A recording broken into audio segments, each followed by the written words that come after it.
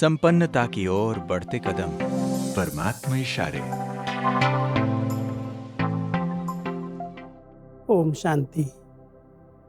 हम सभी परमात्मा पिता के द्वारा जो पढ़ाई पढ़ रहे हैं, ये बहुत ऊंचे लक्ष्य के लिए पढ़ाई है और ये बहुत ऊंची पढ़ाई है।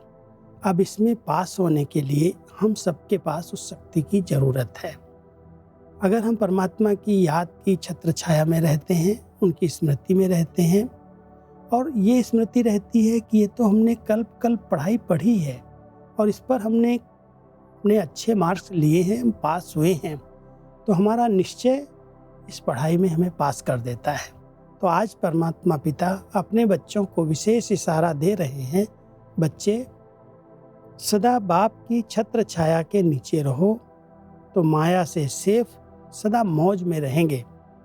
ये पढ़ाई बहुत ऊंची है, लेकिन ऊंची पढ़ाई होते हुए भी निश्चय है कि हम विजयी हैं ही, पास हुए पड़े हैं। कल्प की पढ़ाई है, नई बात नहीं है। इसलिए सदा मौज में रहो और दूसरों को भी मौज में रहने का संदेश देते रहो। मनसा महादानी बन शक्तियों का दान करते चलो तो मन के संकल्पों पर सेकंड में विजयी बन जाएंगे। कितनी सुंदर विधि परमात्मा हम बच्चों को मन के संकल्पों पर विजय प्राप्त करने के लिए कह रहे हैं, क्योंकि संकल्प ही व्यक्ति को हलचल में लाते हैं।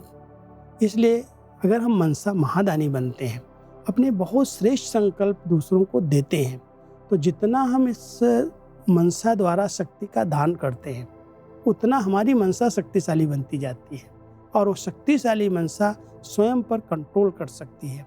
इसलिए एक तरफ मनसा सेवा की विधि है और दूसरी तरफ है कि हम कभी भी ये न सोचें पढ़ाई बहुत ऊंची है, कैसे पास होंगे। हम सब पास हुए पड़े हैं, क्योंकि हमने कल्प इस पढ़ाई को पढ़ा है, तो हम अपनी मौज और मस्ती में रहें।